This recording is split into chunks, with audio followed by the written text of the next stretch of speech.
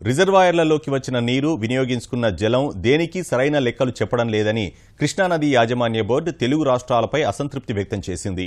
Board పరిధికి సంబంధించిన అంశం కేంద్ర జలవనరుల శాఖ వద్ద పెండింగ్లో ఉండటం వల్ల ప్రాజెక్టు అధికారులపై తమకు నియంత్రణ లేదని బోర్డు తెలిపింది.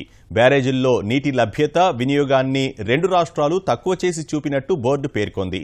రెండు రాష్ట్రాల ఇంజనీర్లు సంయుక్తంగా ధృవీకరించి వివరాలు పంపాలని కృష్ణానది యాజమాన్య బోర్డు సభ్య కార్యదర్శి సమీర్ చటర్జీ శుక్రవారం ఇంజనీరింగ్ చీఫ్లకు లేఖ రాశారు.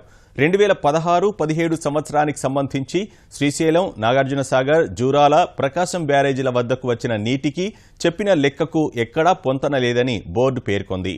నీటి విడుదలపై తాము జారీ చేసిన ఆదేశాలను అమలు చేయాలని బోర్డు తెలంగాణ ఇంజనీరింగ్ చీఫ్ను కోరింది. రెండు రాష్ట్రాలు సమాంతరంగా శ్రీశైలం నుంచి, సాగర్ నుంచి నీటిని విడుదల చేయాల్సి ఉంది. కానీ సాగర్ నుంచి కృష్ణా డెల్టాకు నీరు విడుదల చేయడం లేదని ఏపీ ఇంజనీరింగ్ చీఫ్ తెలిపారని బోర్డు పేర్కొంది. వెంటనే నీటిని విడుదల చేయాలని నాగార్జునసాగర్ చీఫ్ ఇంజనీర్కు సూచించాలంటూ తెలంగాణ ఇన్ చీఫ్కు బోర్డు సభ్య కార్యదర్శి సమీర్ చటర్జీ లేఖ రాశారు.